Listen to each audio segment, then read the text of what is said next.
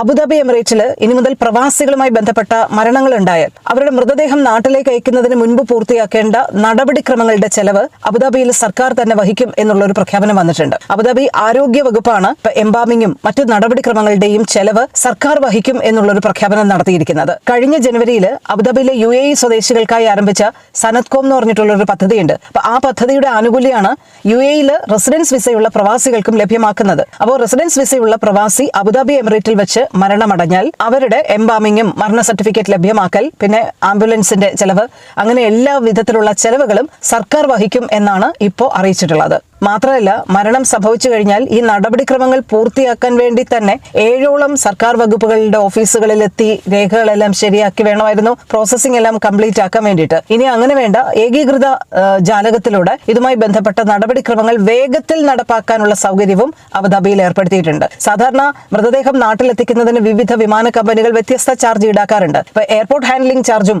ഏജൻസികളുടെ ഫീസും വിമാന കമ്പനികളുടെ ഫീസും അടക്കം ഒരു വലിയ തുക സാധാരണ ഈ പ്രവാസിയുടെ മൃതദേഹം നാട്ടിലെത്തിക്കുന്നതിന് ചെലവാകുമായിരുന്നു. നടപടിക്രമങ്ങളുമായി ബന്ധപ്പെട്ട ചെലവുകളെല്ലാം അബുദാബിയിൽ സർക്കാർ വഹിക്കും എന്നുള്ളൊരു പ്രഖ്യാപനം ഒരുപാട് ആശ്വാസമാകുന്നുണ്ട്. ഇപ്പൊ മൃതദേഹം നാട്ടിലെത്തിക്കാൻ വേണ്ടി പ്രവർത്തിക്കുന്ന ഈ മരിച്ച പ്രവാസികളുടെ ബന്ധുക്കളെയും സുഹൃത്തുക്കളെയും ഒക്കെ സംബന്ധിച്ചിടത്തോളം.